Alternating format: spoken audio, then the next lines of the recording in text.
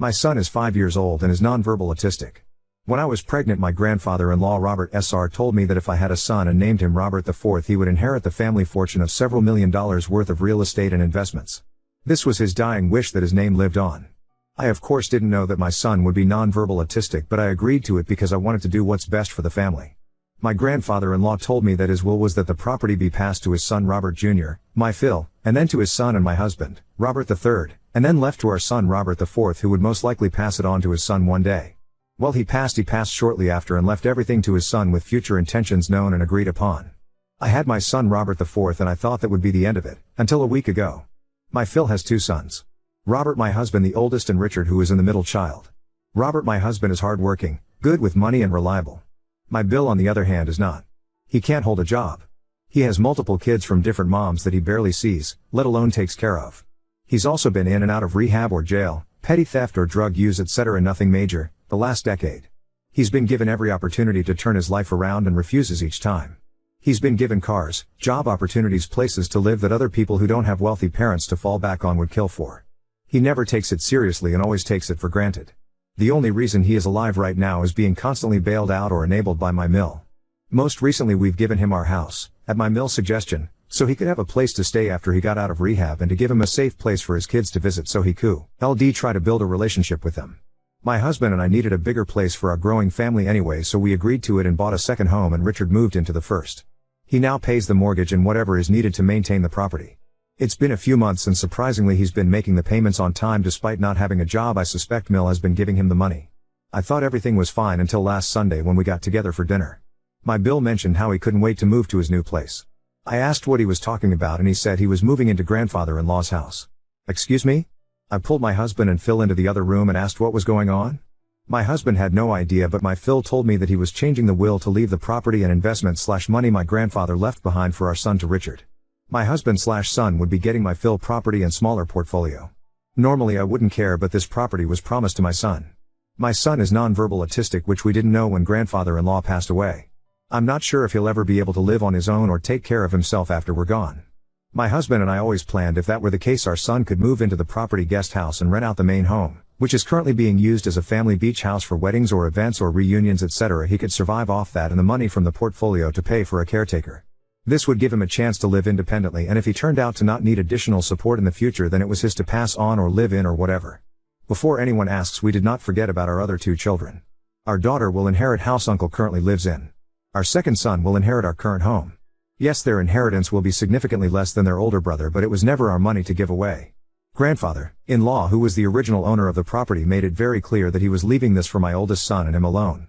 We want to stand by his wishes. My Mill and Bill both knew of this plan.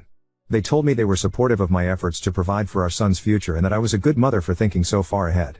I was deeply upset by this news and asked why he was changing his mind after promising to his father and to my husband that he would pass this on to his grandson and great-grandson. He said that he always intended to respect his father's wishes, but that our son Robert IV didn't live up to the namesake expectations that he's sure grandfather had for an heir. Yup. My son wasn't worthy because he was autistic. Since he knew that my husband would honor his word and leave it to our son, he thought it would be best if he cut my husband out altogether and leave it to his other son Richard. I asked him why he would leave it to someone as reckless as Richard when his youngest Rachel was more financially responsible. He said it was because only a son could be an heir. Apparently my Mill has also been pressing for months to give Richard the home, and that Richard told him that he deserved better than our charity. That since we had 2 homes, that we saved and paid for on our own, that it was only fair if he was given grandfather's property and money. I immediately excused myself, grabbed my kids and left the house. My husband and I talked, and while he's upset about what happened legally, Grandpa left the home to his dad and he isn't obligated to leave it to him in spite of his promise. He says that he's sure we'd find another way to provide for our son if he needs it. That, however, isn't good enough for me. We busted our butts and sacrificed so that we could give all of our children a home to live in someday. Now we're being put into a position to where we have to choose which of our children get a home? Not to mention, if our son does need addition, I'll support an income, he's going to have to live with us and off of our income and will not have the chance to be independent.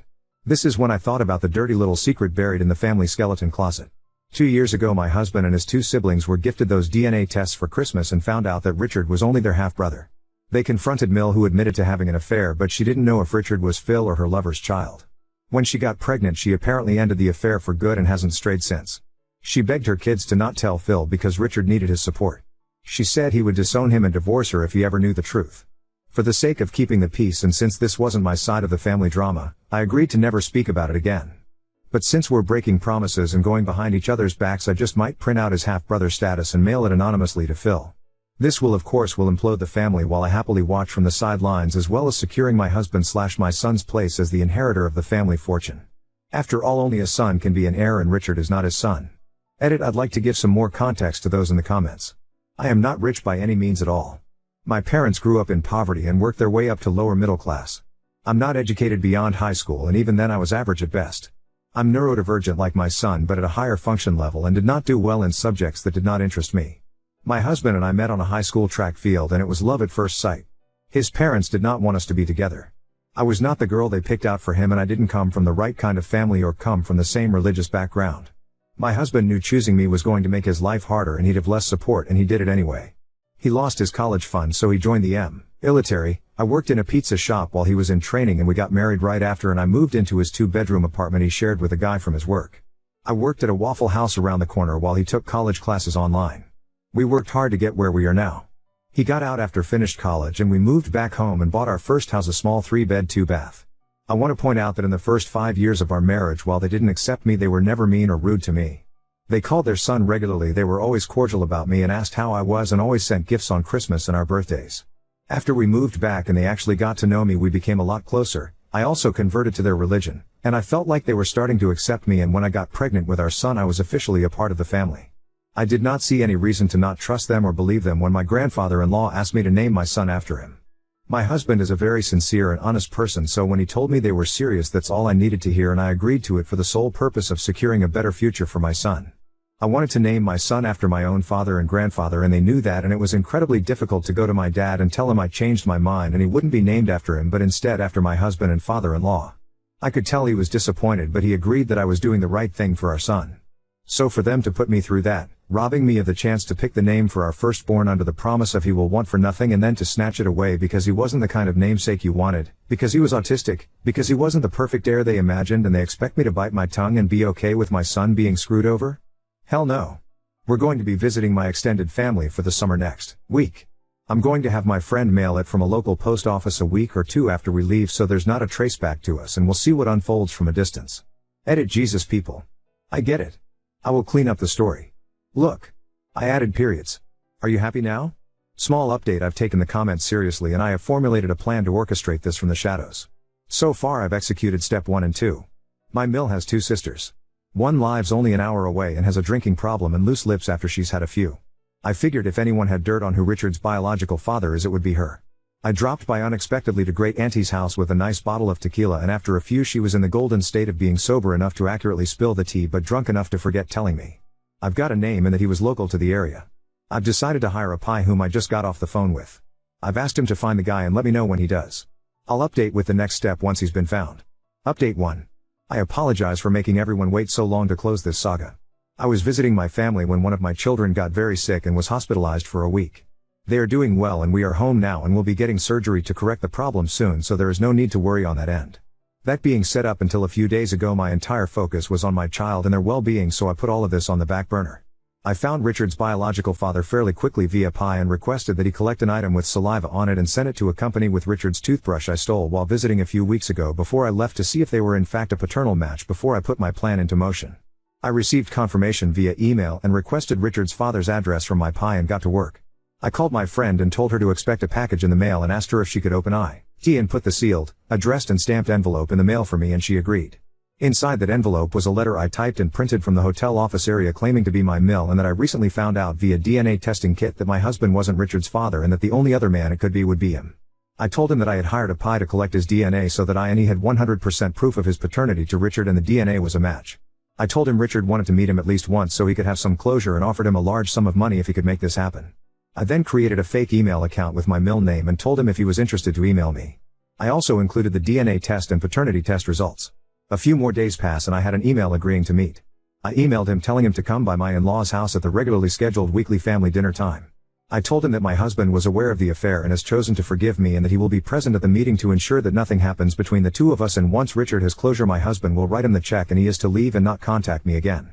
He told me that he understands and agreed, but that if Richard wanted to continue a relationship with him he would do it. He never had any children of his own when he was younger and was excited to learn he had a son. I told him that was Richard's choice but to never contact me or my husband again. I also told him to bring the paternity and DNA tests with him as Richard wanted to see them and I didn't have any extra copies. I gave him specific instructions to not knock or ring the doorbell since my daughter gets notifications on her phone when someone rings and she didn't need to know about him unless Richard wanted her to. I told him the door would be unlocked, it always is for family dinners, and we would be waiting in the dining room. In order to spare Rachel from being dragged into this any more than she has. I called her a few days earlier and told her that I had bought tickets to a show happening on the same night as the family dinner and had forgotten about them before I went on vacation and asked her if she and her husband would like the tickets. She said yes and thanked me and I went online, purchased 2 tickets and then texted them to her. The only wrench in my plan I didn't anticipate was being in the hospital with my child at the time that all hell broke loose. I was in the hospital with them for about 3 days while my husband was at the hotel with our other 2 when he got the call from Phil. Mill's affair partner shows up as scheduled with the DNA and paternity tests and thanks my Mill for arranging this meeting. He apologizes to my Phil for what he did so many years ago and that he hopes he can forgive him someday and then hands the papers to my Phil. He then goes to Richard and tells him he's so grateful that he wanted to meet him and asked if he had any questions for him. Mill doesn't say a word and is completely frozen and Richard has no idea why this man is shaking his hand trying to hug him as Phil is frantically flipping through the papers. Boom. Phil starts screaming and cursing and comes to Richard's bio father to hit him when Mill comes in between them and starts begging for forgiveness and that it was so long ago and she hasn't seen him in 20 plus years etc. Phil screams at bio father to get out before he kills him and bio father takes off out the door. Phil flips his tea and calls Mill a lying wh0 and to get out of house and to expect divorce paperwork from his attorney and she drops to her knees begging him not to do this and to think of Richard. Phil then turns to Richard and tells him that he's relieved that a lying stealing drug addict was never his son and tells him to get out and take his ex-wife with him. He then storms out of the dining room and starts packing all of Mill things and throwing them in the hall by the front door. Richard eventually takes his sobbing mother off the floor and leaves.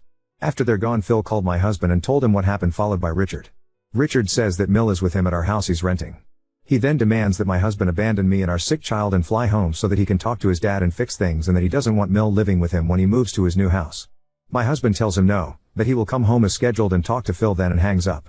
My husband then calls me and tells me what has happened and I ask him what he wants to do. He says he's okay and right now we're just going to focus on our family and we'll deal with this when we get home and we turn off our phones until then. We get home and I have a million missed calls from everyone. Bill got drunk and showed up at Phil's house later that night demanding he take her back and that she's his wife not his and it's his job to take care of her and that there isn't room for her at his new house. My Phil, as predicted, tells him that there is no new house now or ever, that only his son will ever inherit that house and to get out. Bill then punched Phil and Phil called the cops and had him arrested. Phil froze all of the bank accounts so Mill couldn't bail him out. Sil finds out about this the next morning when Mill calls her freaking out that Richard never came home the night before and Phil has blocked Mill number so she can't call him.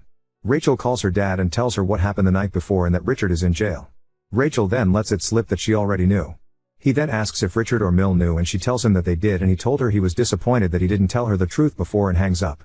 Rachel called Mill and told her Richard was in jail and Mill tried to bail him out but couldn't because her cards were frozen and Sil asked her husband if he'd bail him out but he refused since her father and him/his fa there are business associates and that he's not going to get involved and that was that. Richard was in jail for a few days on assault charges when we got home and got caught up to speed on everything that happened. My husband went and bailed Richard out, solely for his niece's sake, and gave him a ride back to our rental home. He then went to Phil's house so they could talk. Phil asked if he knew and my husband told him he did. Phil asked him why he didn't tell him the truth and my husband told him he wanted to but that his mom begged him not to and that she was sorry and that it would never happen again and that he wanted to protect both of them and his siblings from the pain of a divorce.